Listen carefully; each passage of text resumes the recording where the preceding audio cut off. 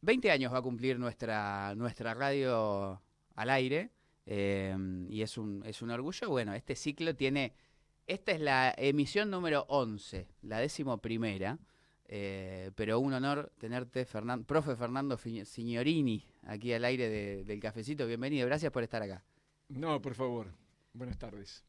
Profe, bueno, cuando Mario Sadras, a quien quiero agradecer la gestión de esta entrevista, me decía, está el profe Signorini, que puede venir. Y yo digo, bueno, como maradoniano, como futbolero, hincha de Gimnasia, no puedo menos que aceptar y tratar de estar a la altura.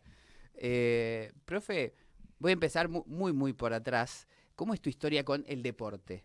Siempre dijiste, voy a hacer deporte, voy a ser profe, competías. ¿Cuál es tu primer recuerdo infante, juvenil, de decir, bueno, mi vida va a estar cerca del deporte necesariamente, o quizás no? No, nunca lo había pensado porque está bien. De chico y en Lincoln no había televisión, no había celulares, no había Ujú. nada en aquella época. Estoy hablando de, de la mitad de la década del 50, ¿no? Yo nací precisamente el 7 de diciembre del 50, Ujú. soy sanmartiniano. Pero en esa época era la naturaleza y los juegos en ella. Claro. Y además el fútbol, Ujú. claro. Pero yo era muy corto de vista, así que recuerdo que un año un amigo le pidió a mi padre que me dejara jugar en el baby fútbol y entonces como yo tenía anteojos de muy alta graduación, muy gruesos los vidrios, me pusieron una tela adhesiva Ujú. detrás de cada oreja para que no se me cayeran y jugué un torneo de baby fútbol y una vez fue un equipo de Buenos Aires, creo que era el Ciclón de Jonte. Ujú. Y yo fui seleccionado también para jugué un ratito, nos ganaron como 15-0, pero me di el gusto de jugar un torneo importante, Ujú. ¿no? Pero no, mi padre además decía que el secreto estaba en el trabajo y en el estudio, que todos los que se dedicaban al fútbol eran una manga de vagos. Ajá. Pero después, claro, él falleció, siendo yo joven, 19 años, y eso de alguna manera me liberó para hacer lo que yo quería hacer Ajá. y no para lo que él Claro. quería que yo fuese, a lo mejor por sobreprotección. Muchas veces pasa eso con los padres, ¿no? Que sin querer, por supuesto, pero por hacerte un bien te limitan mucho. Es como Ujú. que yo digo siempre que la naturaleza, cuando quiero sacar conclusiones, entonces me fijo mucho en la naturaleza. Y yo desde chico veía que los pajaritos en los nidos estaban hasta que tenían posibilidades de volar y después Ujú. volaban hacia donde querían y los padres no los seguían, eran libres de volar. Y yo Claro. creo que en ese sentido los padres tenemos que hacer lo mismo, porque nuestros hijos no nos piden nacer, es una voluntad nuestra. Y después hay que respetar la de ellos, Ujú. claro. Así que en el año 71 se abrió el Instituto Nacional de Educación Física en Lincoln para la carrera de profesor nacional. Y bueno, y casi de casualidad me anoté, hice la carrera, en segundo año, o sea, en el año 72 comencé a trabajar en Rivadavia de Lincoln. Ujú. Siempre, desde un primer momento, elegí el fútbol como deporte de conjunto, el tenis como deporte individual. Yo no había estudiado para ser profesor de escuela, no me sentía capacitado, Ujú. ni mucho menos, así que desde un primer momento eso lo tuve claro. Hasta que en el año 83, después de haber hecho una experiencia de 10 años en Rivadavia de Lincoln y un año en Atlético Quiroga, Ujú. de Quiroga, que es un Sí. pueblo del partido de 9 de Sí, julio. de Atlético Quiroga, donde surgió José Paradela, José por ejemplo, Paradela, y otros claro. jugadores, sí. Sí, sí, yo, bueno, el padre fue jugador del equipo en el que yo entrenaba cuando él era pibe, Ujú. así que a José lo conozco desde que estaba en la paso de la mamá. Claro. Bueno, José, y su hermano, se me fue el nombre, que juega en Sarmiento de Junín, Sí, José, claro, sí. José Paradela llega en edad de cuarta gimnasia proveniente de Quiroga, De Rivadavia de de Lincoln, Rivadavia de claro, porque Lincoln. después fue a jugar a Rivadavia, sí. Así que un buen recuerdo de los muchachos. Sí, ahora está en Necaxa, en Ujú. México, y le está yendo muy bien. Sí. Eh, Ahí entonces empezás con el mundo fútbol. En el, ¿cómo viviste el año 76 en dos aspectos? Primero, quizá el más conocido, general, que fue hay un quiebre, un golpe de estado, y el segundo porque debuta un tal pibe que se llama Diego Armando Maradona. ¿Recordás de verlo? De decir, che, hay un pibe que anda bien en Argentino Junior que lo van a ver todos, o tiempo después te encontrarías con lo que empieza a emerger en el fútbol argentino. Sí, porque en aquella época no había imágenes, la televisión no, y además en Lincoln la televisión no se veía porque no había antenas retransmisoras, se veía únicamente cuando el viento estaba del este, Ujú. pero siempre era una visión muy borrosa, generalmente no se veía televisión. Y el primer recuerdo que tengo de Diego fue una transmisión por Radio Rivadavia de José María Muñoz, que antes del comienzo de un partido, que no recuerdo cuál, de Argentino Junior, pero no sé con quién, que en un momento dijo, ¿quién es ese chico que hace esa maravilla con la pelota? Entonces recuerdo que Sabatarelli, Dante Sabatarelli, Sí. a los pocos minutos dice José María, y me quedó porque el nombre era muy musical, ¿no? Es de las inferiores de Argentino Junior, su nombre es Diego Maradona, y me quedó para eso de Maradona. Era Ujú. un apellido fenomenal, Claro. muy musical también, pero fue, te repito, qué sé yo, habrá sido en el año 72, 72, tendría 12 años más o Ujú. menos, y es y me quedó para siempre ese nombre, sin saber que, claro, que iba a estar después indisolublemente ligado a mi vida y que la iba a transformar además en una vida que ni mi mejor Ujú. sueño hubiera Ujú. imaginado, ¿no? Ahora vamos a llegar a... Hay como un antes y después de conocer a Maradona, imagino. En el antes todavía, ¿cómo sigue tu trayectoria con el fútbol? ¿Y cuándo empieza a acercarse a lo que es el fútbol profesional de elite? Empieza a crecer en la escala de dimensiones de futbolistas profesionales de alto rendimiento. En el año 83 cumplí con el proyecto que tenía hacía mucho tiempo de viajar a Europa, porque Ujú. yo recibía mucha información, pero no había imágenes y se hablaba del fútbol europeo y de las maravillas de la infraestructura. Y entonces decidimos con Carmen, que era por entonces mi novia, jugaba al tenis, era profesora, de casarnos Ujú. el 3 de mayo del 83 y el 4 viajamos por Pluna, recuerdo, un avión finito que Ujú. parece que se da vuelta.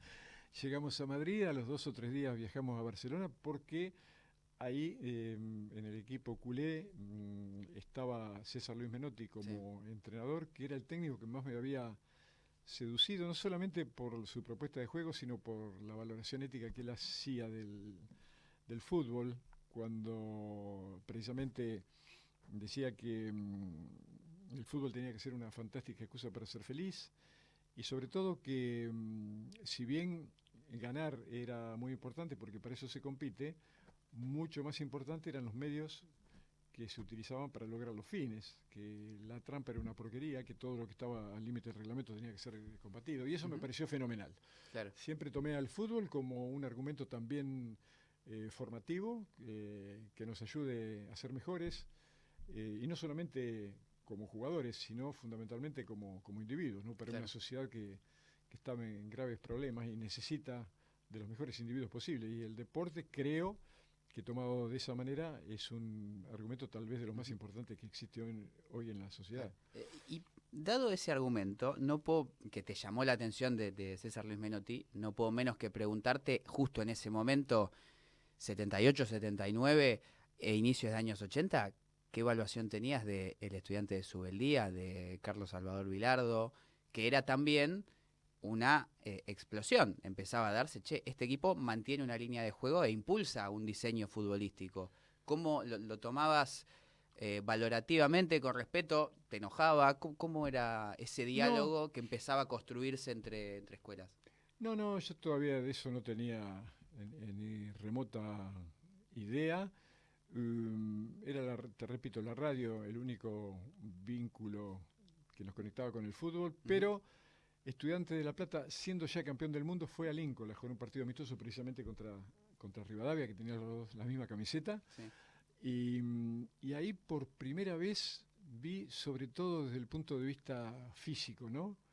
Lo que eran los jugadores profesionales. Qué Claro. sé yo, esa cosa de tener músculos que parecían que eran distintos, obviamente, Claro. a los de los chicos Ujú. de Rivadavia.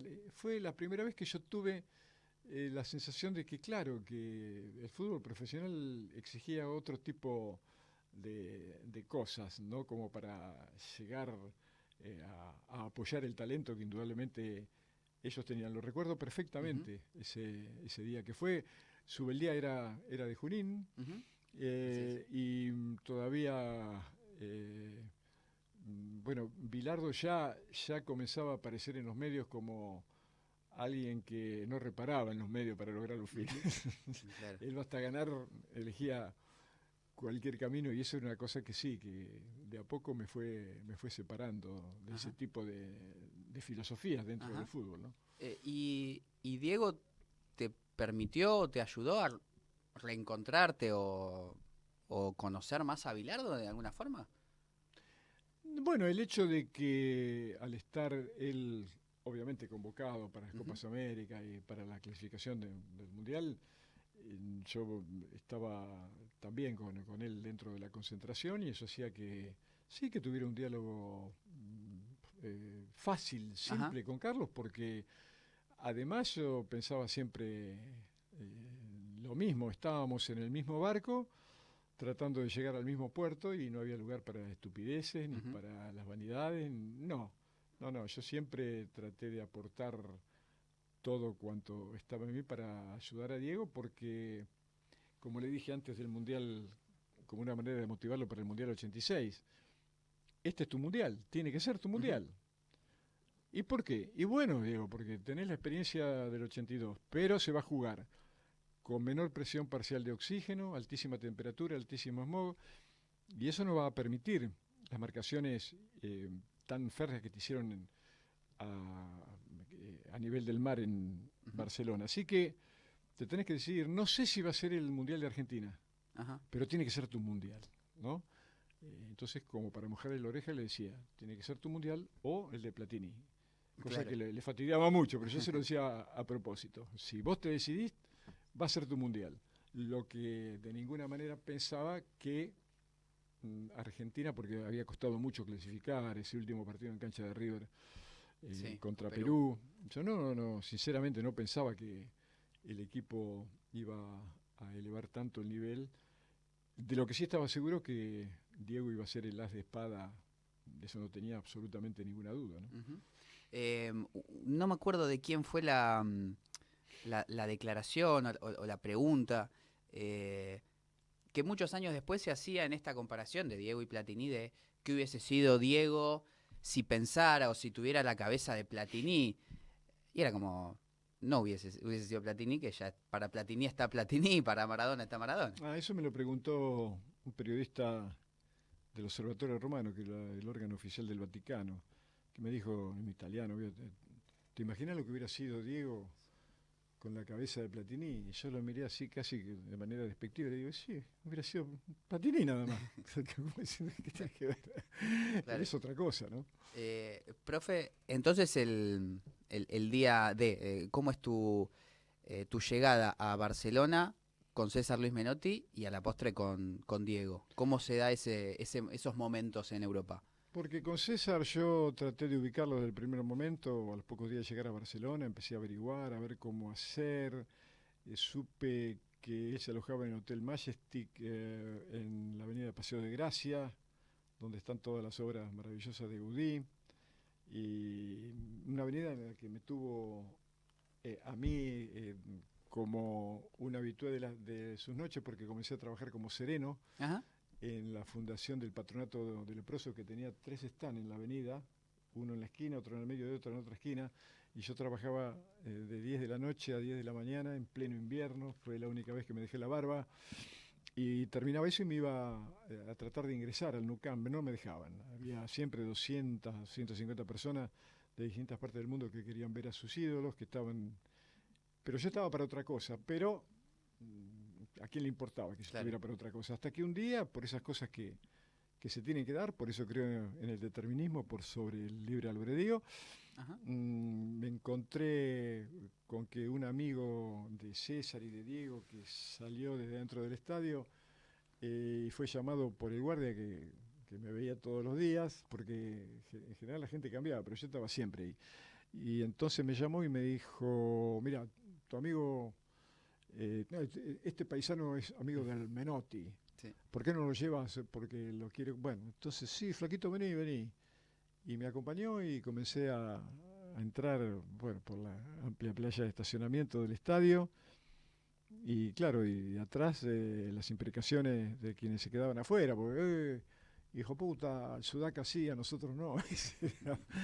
Así que en un momento a mí me temblaba la pierna porque digo, y ahora empecé a bajar una escalera, caracol, junto con José Luis, que se llamaba este chico, y escucho la voz inconfundible de César allá abajo, y entonces él se asoma y le dice, César, acá hay un muchacho argentino que es preparador, que vino, bla, bla, bla. Entonces César me dice, viejo, ¿qué pasa? No, César, mire, yo soy profe, bla, bla, bla, quiero hacer una experiencia en el fútbol europeo, pero quiero comenzar por acá. Y entonces él me dijo, bueno, sí, no hay ningún problema. No, le digo, César, hace 3 semanas que vengo y no me... No, no, vos dejá tu nombre que de mañana entrás. Quiere decir que sin conocerme, sin saber quién era, extrañamente, él Ujú. dijo sí. Ese sí significó la llave maestra que abrió la puerta a una vida, bueno, al hecho de que yo hoy esté aquí hablando Ujú. con vos, si él hubiera dicho no, y no sé lo que hubiera sido de mi vida, me hubiera tenido que volver a Argentina, pero él dijo sí.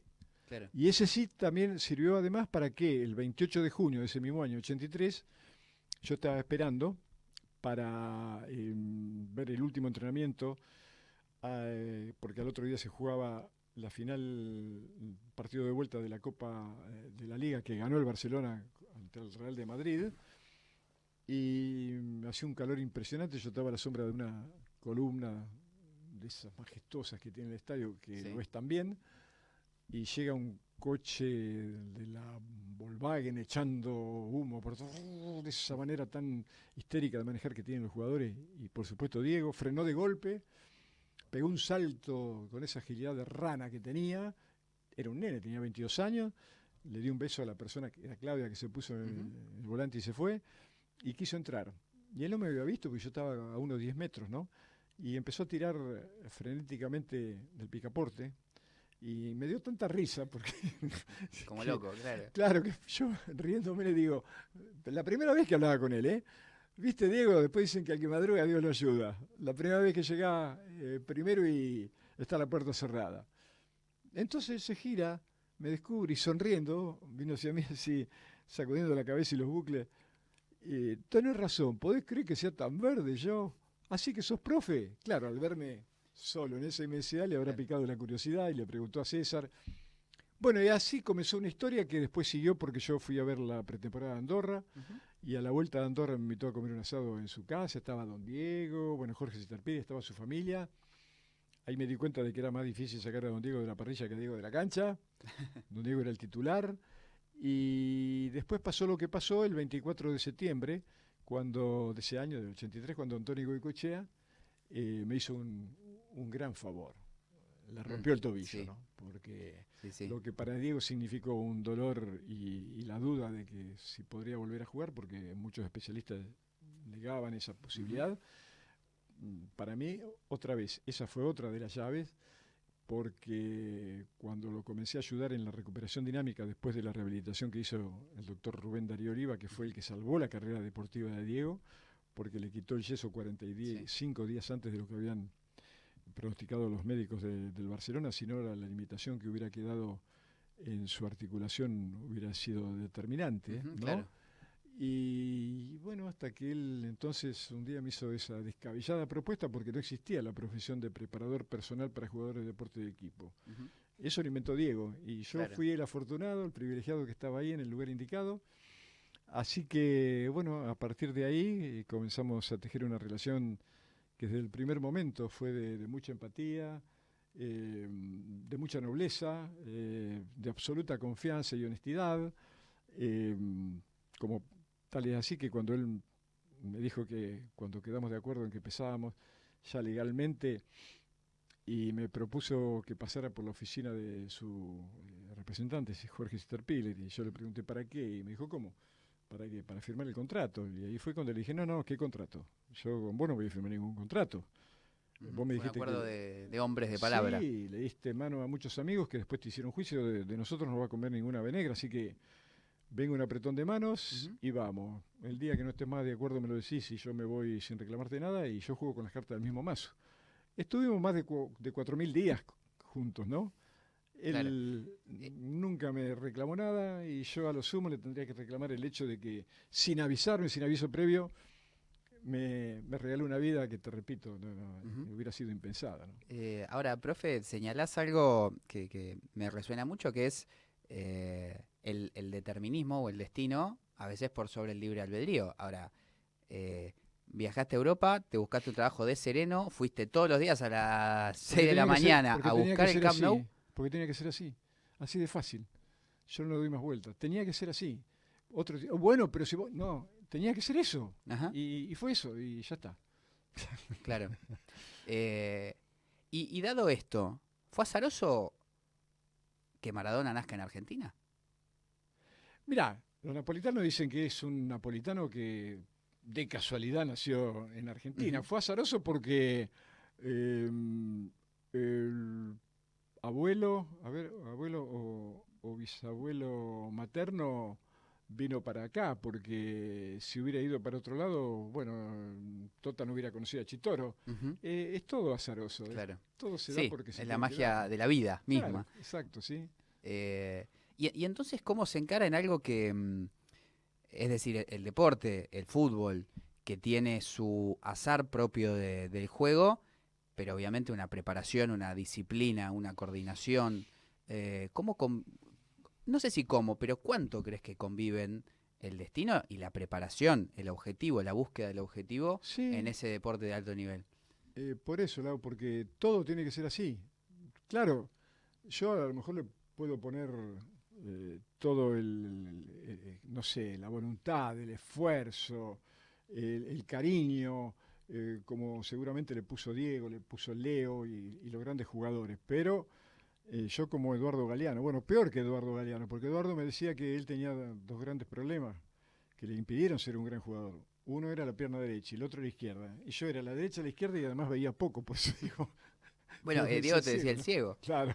así te quedó. Eh, Sí. Profe, hay eh, una entrevista donde Diego cuenta, Signorini era mi cable a tierra. Eh, un día malo, un día raro, un día de los que habrá tenido muchísimos, imagino. Eh, ¿Era difícil o era o se llegó a un nivel de confianza en el cual se hizo fácil bajar a Sí, Diego, a hacer un cable a tierra de Diego, o bajarlo, o sí. tranquilizarlo, o darle entusiasmo? Yo además tenía 10 años más que él, había tenido la posibilidad de tener otro tipo de formación también, a lo mejor desde el punto de vista intelectual. Había trabajado 10 años con futbolistas, por más que, claro, lo que cambiaba era el decorado, pero los futbolistas son más o menos iguales en todas partes del mundo y sobre todo los argentinos, ¿no? Así que a mí no me costó absolutamente nada. Desde un primer momento me hizo saber qué era lo que necesitaba, cuál era su deseo. Así que a mí me liberó, Ujú, porque el deseo era de él. claro. Yo si jugaba o no jugaba, para mí era casi lo mismo, Ujú. ¿no? El que tenía que mejorar las condiciones de vida de su familia y de él mismo, bueno, entonces se tenía que hacer cargo. Así que para mí no fue absolutamente para nada complejo. ¿Alguna vez, eh, puedo decir una mala palabra? Por favor. Majul me preguntó, ¿cómo hacías para entrenar a Diego para jugar al fútbol? Una pregunta tan estúpida como quien la emitió, ¿no? Porque le dije que es como si me preguntara cómo haría para entrenar un gato para cazar ratones, salvo que uno sea muy vanidoso y muy estúpido. Estos chicos son tremendamente simples y es muy fácil estar con ellos porque son genios. Lo que tenés que hacer es tratar bueno, de no exagerar para a lo mejor acercarlos al riesgo de una lesión, Claro. pero te repito, nacen y tienen además algún tipo de características que hacen falsa esa aseveración de los creyentes cuando dicen que Dios hizo a todos los hombres iguales. No, a ellos le echó más levadura, porque entre otras cosas, como me dijo alguna vez el doctor Antonio Dalmonte, que fue quien nos ayudó en la preparación para el Mundial del 86 y del 90, tu amigo hubiera sido un excepcional piloto de prueba de aviones de guerra. ¿Y por qué, Antonio? Y porque tiene una inusual capacidad de visión periférica. O sea, esos que giran un poco la cabeza y parece que se ven la oreja del otro lado. Por eso en la cancha a veces uno escucha, Claro. ¿qué tiene ojo en la nuca? No, no Sí. tiene ojo en la nuca. Tiene una visión, como yo la descubrí después en Leo también, que los mortales comunes no la Ajá. tienen, porque un fenómeno no se explica únicamente porque es un genio. No, no, lo tiene que acompañar otra serie de cualidades que le están absolutamente Ujú. prohibidas a los normales, ¿no?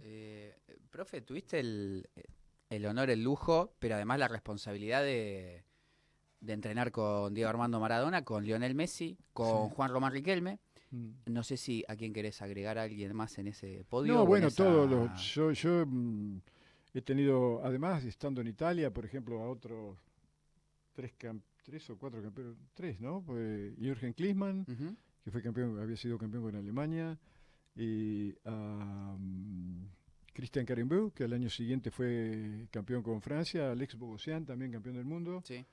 Sí, he tenido una suerte. Mira, si alguna vez hay en los Juegos Olímpicos se da una medalla a aquellos que tuvieron suerte en la vida, yo puedo aspirar al oro, no me cabe ninguna Ujú. duda. ¿Y dónde, no sé si lo encontrás de la misma manera o de diferente manera, pero ese gen o eso que lo decís, este es un distinto, tiene cosas, hace las cosas distinto a los demás, que está en Messi, en Maradona, creo que en Riquelme también.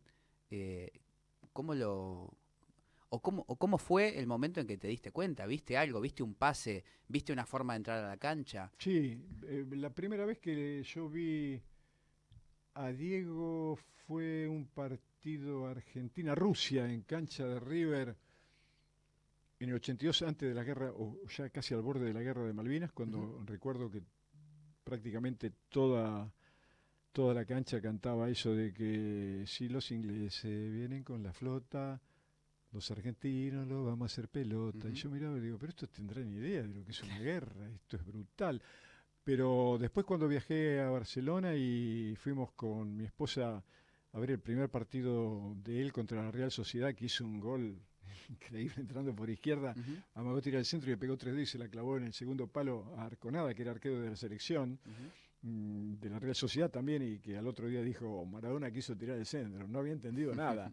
Pero era un flipper, era insoportable, arrancaba, frenaba, iba para un lado, para el otro, manejaba el cuerpo como si estuviera solo, y además lo golpeaban o intentaban golpearlo de manera brutal, cosa que hoy ha Ujú.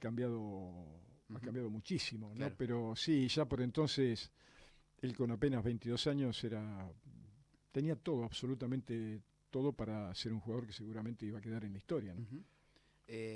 Y a Lionel Messi, porque Diego, entiendo que es en 2009, 2010, cuando Diego se hace cargo de la selección. 2008, 2008, en realidad, sí, 2008, bien me señalas. Bueno, un plantel donde estaba Lionel Messi, donde luego se va Juan Román Riquelme, pero tenía a Messi y te tocó también convivir con esa genialidad que fue sí. creciendo además. Sí, yo me río porque a mí me da risa esos jugadores, ¿viste? Porque son cómicos, porque ¿Cómo hace? son Claro. grotescos, porque de pronto, hoy ya prácticamente no quedan, ¿no? Porque amagan para un lado y salen para el otro. Entonces vos te quedás desubicado, porque Ujú, una vez recuerdo que jugando en el Velodrome de Francia contra la selección gala, antes del Mundial del 2010, Leo vino, se puso casi sobre la línea de espalda a nosotros que estábamos en el banco, muy cerca de la línea lateral, y entonces le cambian una pelota alta que viene y yo vi que el volante francés retrocedió para marcarlo y el lateral derecho avanzó para hacer lo mismo y en un momento él, no sé lo que hizo, pero fue como una llamarada y él salió con la pelota en diagonal y los otros dos casi que chocan de frente, cosa que valió para que cuando termine el primer tiempo yo lo llamé en el vestuario y digo, vení para acá, escúchame, mirá, te voy a advertir, yo tuve ya un desprendimiento de retina en el ojo derecho. No vengas nunca más cerca del banco a hacer eso porque se me va a caer otra vez y te voy a tener que pegar un cachetazo. Sí, un jugador increíble ujú. también, ¿no?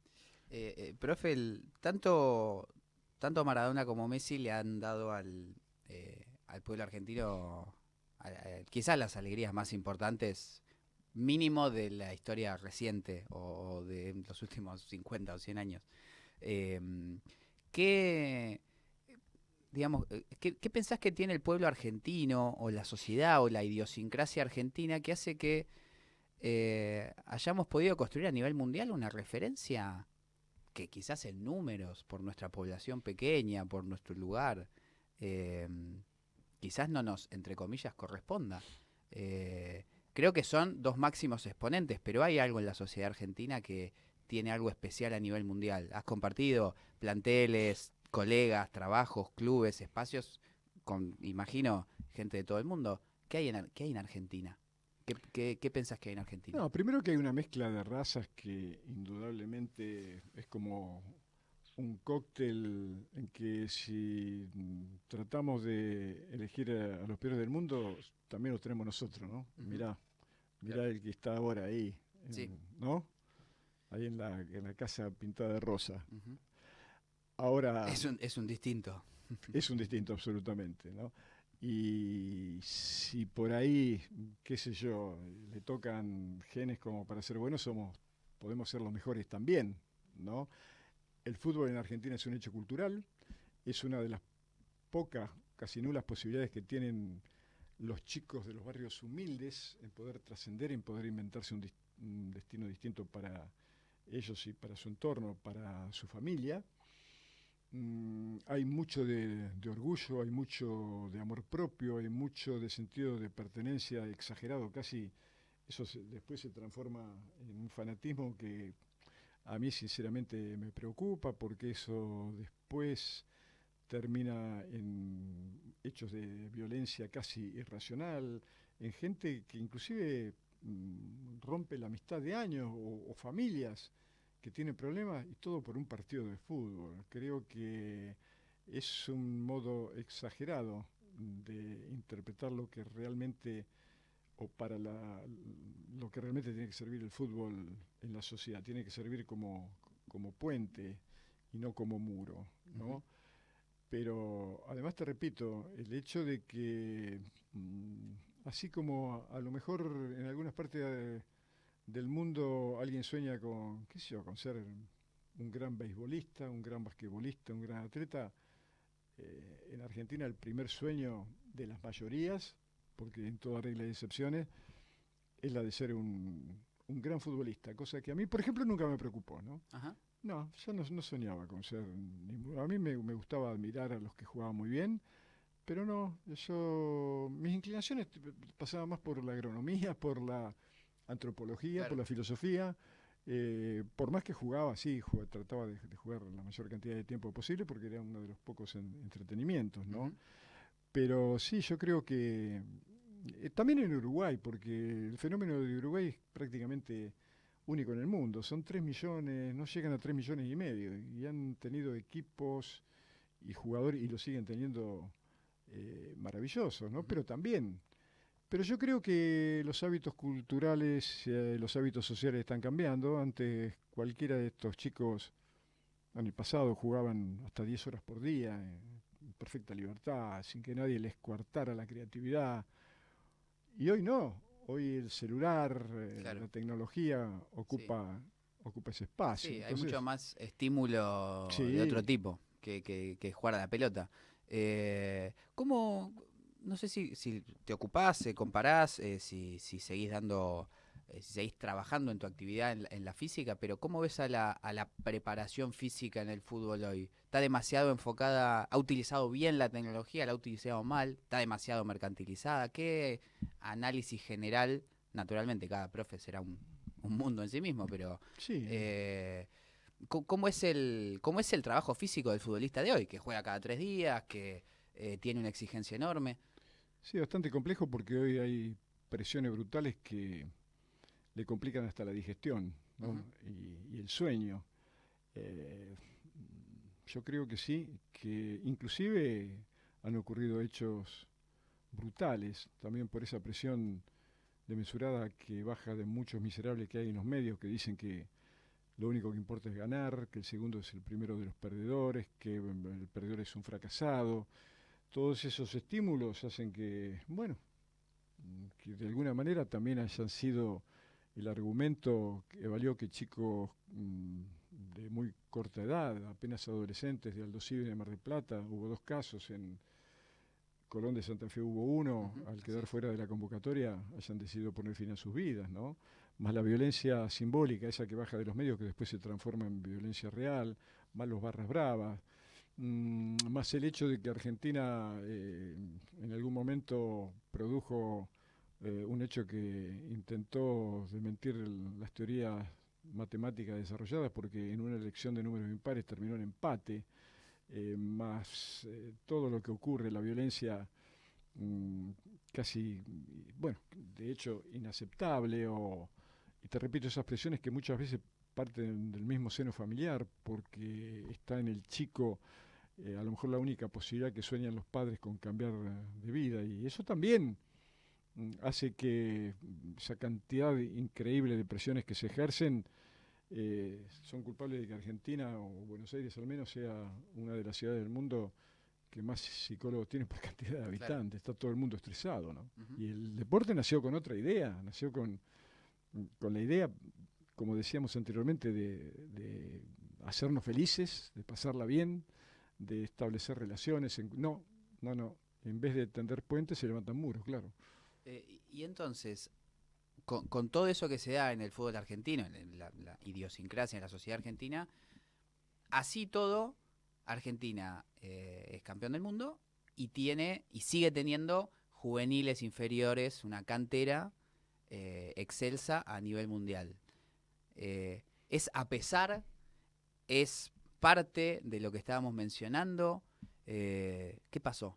No, pasó que en el 86 hubo un señor que puso el palo en el lugar justo, porque si lo hubiera puesto, como le dije un día al Pato Filoli a César Menotti, si lo hubiera puesto 20 centímetros más a la derecha, Argentina no era campeón del mundo, era claro. Holanda, porque el tiro de Rosenberg hubiera entrado. Y pasó que el Dibu puso el pie donde lo puso en esa última jugada, que todavía me da escalofrío, porque sí, no, increíble. Si la repite me parece que es gol. Muchas veces los campeonatos mundiales yo no le doy mucha importancia, sinceramente, porque me parece que están absolutamente falseados. Es como la carrera de Fórmula 1, intervienen 25 coches, pero son 3 o 4 que pueden ganar. Y en los mundiales pasa exactamente lo mismo. A lo mejor vos ganás, pero no te toca, por ejemplo, ahora en la Copa América, exactamente lo mismo. ¿Por qué juegan tantos equipos en la Copa América? Tienen que jugar 4, 5 y jugar todo entre todos. Entonces sí puedo decir quién es el mejor. Pero en los mundiales, Argentina mismo en el 86 salió campeón sin jugar siquiera con Francia o con Brasil, que eran 2 equipos poderosísimos. Bueno, está bien, salió campeón. Pero yo digo que no, hay algo de perverso en eso de querer ser campeón. ¿Por qué? Hay otro campeonato que quiero ganar. Yo quiero ganar, por ejemplo, un campeonato que me preocupa mucho, que es el de que Argentina, que es un país que tiene alimentos por aire, por mar y por tierra, padece el 7.2, creo, de mortalidad infantil por cada 1000 chicos nacidos vivos, ¿no? Y aquí mismo, muy cerca de los lugares más opulentos que tiene la ciudad, como qué sé yo, el Patio Burri, a 300 metros, está la Villa 31, hay gente que por no tiene ni siquiera la posibilidad de soñar, no tiene sueños, tiene pesadillas. Esos mundiales quiero ganar, el que no siga aumentando el porcentaje de analfabetismo, de gente que no tiene techo, de gente que no tiene trabajo, de escuelas que no se construyen, de que se quiten el subsidio a las universidades, al CONICET, de que se quite el subsidio a los enfermos oncológicos, bestias. ¿Hasta cuándo? ¿Hasta cuándo van a seguir así? La vida en sociedad creo que fue hecha precisamente para que el último de la escala social pueda tener una vida digna, pueda tener cobertura médica, pueda tener posibilidad de educarse, pueda tener trabajo, pueda tener un techo. Y sin embargo, en el mundo mismo hay más de 3.000 millones de personas bajo la línea de pobreza, y hay sangre, muerte y horror ahora mismo, en este momento que estamos tan agradablemente compartiendo. En la Franja de Gaza debe haber algún chico que está siendo despedazado, o en el Mediterráneo alguna chalupa que se está hundiendo y los tiburones abriendo la boca porque hoy en un ratito más van a tener comida. es despiadado lo que está pasando. Y creo que el fútbol está siendo utilizado por el sistema para eso, para que sea el árbol que tapa el monte de los verdaderos dramas que está viviendo la sociedad, para frivolizarnos, para estupidizarnos, para hacernos vulgares, para hacernos groseros. Mirá, y la mayoría de tus colegas, no sé si llamarlo colegas, perdóname si te ofendo, pero que están sobre todo en televisión, porque la imagen tiene mucho poder, que los disfrazan de saco y corbata para hacerlos un poco creíbles, pero para las estupideces que dicen podrían estar en tanga. Entonces creo que el Ministerio de Cultura de la Nación, el Ministerio de Deporte, el Ministerio de Salud Pública tendrían que intervenir para exigir un control de contenidos, porque no puede ser que se siga tratando al deporte y siendo tan irrespetuosos. Yo no me olvido, tengo mala vista y buena memoria, que antes de la Copa América, de la primera Copa América lograda, bueno, por esta selección, a un tal Leo Messi Sí. era tratado de pecho frío, por poco de estúpido, igual que Angelito Di María, el que masacraron a él y a su familia, al mismo Lionel Scaloni. Y después, claro, cuando Argentina, yo no digo que trajimos, porque a mí no me convocó Scaloni, yo no soy campeón del mundo, son ellos. Bueno, hubo infinidad de gente que había sido brutalmente crítica, brutalmente irrespetuosa, y que se subió al carro de los vencedores, por lo que yo decidí o ahí me di cuenta de que por qué Argentina produce tantas toneladas de dulce de leche, hay que rellenar mucho panqueque acá, ¿no? Profe, en la misma línea, te consulto, sociedades anónimas deportivas, las has visto trabajar justamente en otros países, has conocido deportistas surgidos de esos espacios, ¿cómo sería aquí en la Argentina? No, acá todavía no están dadas las condiciones, y mucho menos. Acá el fútbol es, como decíamos, una construcción cultural de las clases populares. Los clubes de barrio han ocupado el espacio que extrañamente no ocupa el Estado, brindando soluciones a muchísimos chicos, sobre todo de condiciones humildes, ¿no? ¿Te imaginas que a las sociedades anónimas no le va a importar absolutamente dar un vaso de leche o un plato de comida a los chicos que tienen hambre? Ellos vienen por otra cosa, ellos vienen para hacer un gran negocio. Bueno, si quieren hacer un gran negocio, que funden un club, que lo hagan y que hagan su propia historia. ¿Cuánto vale la historia de los clubes que es centenario en Argentina? ¿No? ¿Y cuánto vale el esfuerzo de tantas generaciones que pusieron amor, cariño, tiempo de su tiempo, plata de su bolsillo para que los clubes se transformaran en lo que son hoy? Son también un argumento de contención social y de interacción, y a estos tipos no les interesa nada. ¿Vos qué te crees? ¿Que a Macri, por ejemplo, le interesa o realmente quiere a Carlitos Tevez? Es mentira. Claro. Lo desprecia porque para él sigue siendo un negrito villero, pero lo necesita, porque si no, ¿cómo hubiera hecho si no hubiera sido presidente de Boca para ser, bueno, no se puede creer, decir que fue presidente de los argentinos, ¿no? Entonces hay que tener mucho cuidado. Han corrido la vara de la locura, ¿no? Que Macri y después Milei sean presidente. Sí, sí. ¿Charlaste con Tevez? ¿Charlabas de sí, cómo no, claro. ¿Y? Sí. ¿Qué me pareció, idea tiene o tenía? No, era completamente, yo lo tuve, te imaginabas, Carlito era muy joven, en el 2008, 2010. Una vez le regalé un libro, Las Fuerzas Morales de José Ingenieros, y en la dedicatoria le puse, querido Carlitos, dicen los que saben que al terminar de leer un buen libro, uno ya no es el mismo, sino mejor, ¿no?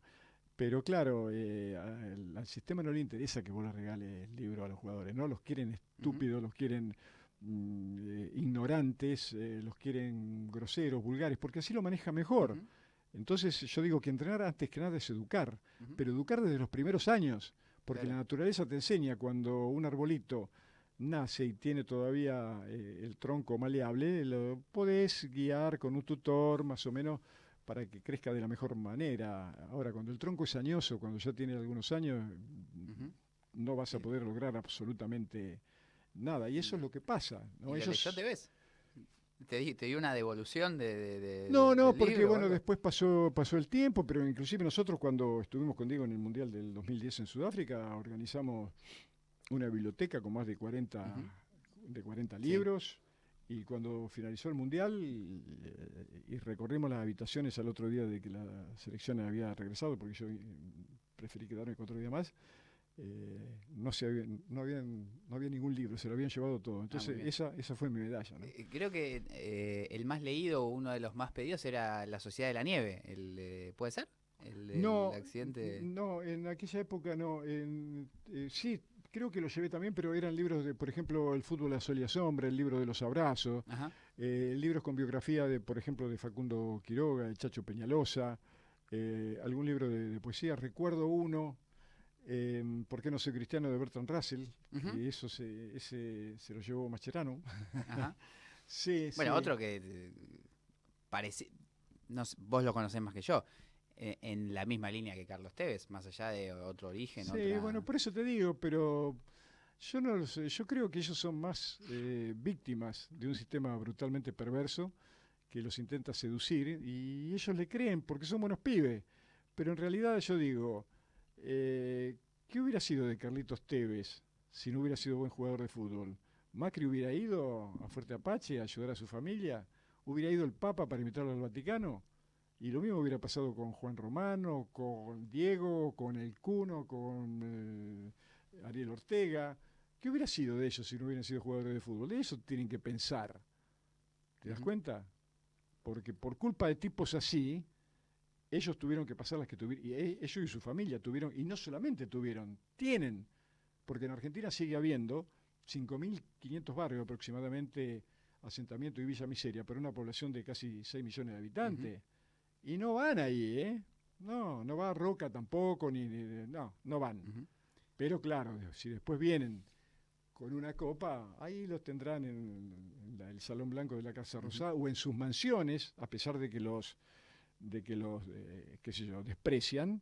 Y le da mucha bronca que estos negritos vivan en el mismo country y anden en coches iguales a los nuestros. Debe de una bronca, Claro. pero son tan hipócritas, son tan miserables, que no dudan en hacer que los Ujú, quieren cuando en realidad lo desprecian, ujú. ¿no? Profe, ya estamos sobre el tramo final de esta charla. No puedo no preguntarte. ¿Hablaste con Diego de gimnasia? ¿Ya Sabés que el estando Diego último año? yo estuve en contra de que Diego llegara a gimnasia, lo que me valió el repudio Ajá. de muchos hinchas de gimnasia, que ya me había ganado la antipatía de los hinchas de estudiantes porque en el documental sobre Bilardo había dicho que Carlos era un cagón, Sí. porque todo aquel que hace trampa, que no se banca el hecho de perder, es un cobarde. Ajá. Lo que pasa es que yo lo dije sin eufemismo, ¿no? Pero no porque el sistema emocional de Diego yo sabía que no estaba tan fuerte como para estar sentado en esa picadora de carne que era un banco. No, yo reclamaba que el Ministerio de Cultura, sobre todo, hiciera lo que extrañamente hicieron los ingleses y no hizo nadie acá, de invitarlo a recorrer las universidades, los colegios secundarios, para que Diego pudiera contar en primera persona su saga de vida, para que los chicos le preguntaran, por ejemplo, Diego, ¿cómo hiciste para salir de Fiorito? Diego, ¿y la droga? ¿Por qué la cocaína? ¿Qué pasó? ¿Qué es? ¿Quién mejor que él para contar? Porque la había padecido, Ujú. hoy la estaba padeciendo. Sin embargo, todos miraron para el costado y después dijeron, sí, bueno, no, el potencial no sirve para nada, las cosas hay que hacerlas cuando hay que hacerlas, Ujú. ¿no? Y prácticamente nadie hizo nada realmente para eso. Lo querían ahí porque lo que pasó el 30 de octubre del 20 fue patético cuando lo hicieron ingresar a la cancha en esas Sí. condiciones. Fue realmente algo para despreciarlos para siempre y hasta el último solo los que tomaron esa Ujú, decisión, porque lo instrumentalizaron hasta último momento. Yo creo que a nadie le interesó Diego, les interesaba Maradona, ¿no? ujú. Profe, ahí yo parcialmente desde adentro confío y sé que no, digamos, defiendo a gimnasia en ese caso, No, sí, no tiene nada que porque ver. no, qué sé yo, creo que se tomaron muy malas decisiones acerca de la salud de Diego, pero bueno, ya Claro. no estuve ni tan adentro, pero tampoco me interesa tampoco como para no tomarlo en cuenta. La última que te hago y es, ¿cómo fue para vos el 25 de noviembre del 2020? la partida de Diego, ¿qué significó? Y fueron esos días que te pueden pasar en tu vida. Yo antes perdí afectos queridos, mi padre, mi madre, mi hermana, otros amigos tan queridos como Diego, que no jugaban también al fútbol, porque el de mis amigos era el que mejor jugaba al fútbol, pero yo tenía jugadores que no jugaban a nada, pero amigos que no jugaban a nada, pero eran extraordinarios seres humanos, y otros que jugaban muy bien al tenis, al ping-pong, y lo tomé de esa manera porque yo lo estaba esperando, porque lo veía que el día que apareció ese 30 de octubre, que estaba con un amigo mirando televisión, y dije, no le queda más de 3 meses de vida, está quebrado, está... Porque además él, después de la muerte de Chitoro, de la muerte de su mamá, había dicho en uno de los últimos reportajes que le hicieron, no sabes lo que daría por ver entrar ahora por esa puerta a mis viejos. Yo creo que él dijo, basta, no quiero más. Y tiró los remos en la barca y a lo mejor, qué sé yo no estaba en el grupo que estaba al lado de él, no conozco a nadie, no puedo abrir absolutamente ningún juicio, no quiero sumarme a ese coro al que le es tan fácil de condenar o de absolver sin conocer las cosas en profundidad, ¿no? Yo creo que ese era su destino, tenía que pasarle lo que le pasó en ese momento, de esa manera, porque te repito, el hubiera o el hubiese no sirve para nada. Profe, muchas gracias por este ratito. No, por favor. A vos y felicitaciones por la radio, por esta fantástica idea que son las cooperativas, ¿no? Sí, realmente. Gracias en nombre de todos aquellos que seguramente se benefician escuchándolos.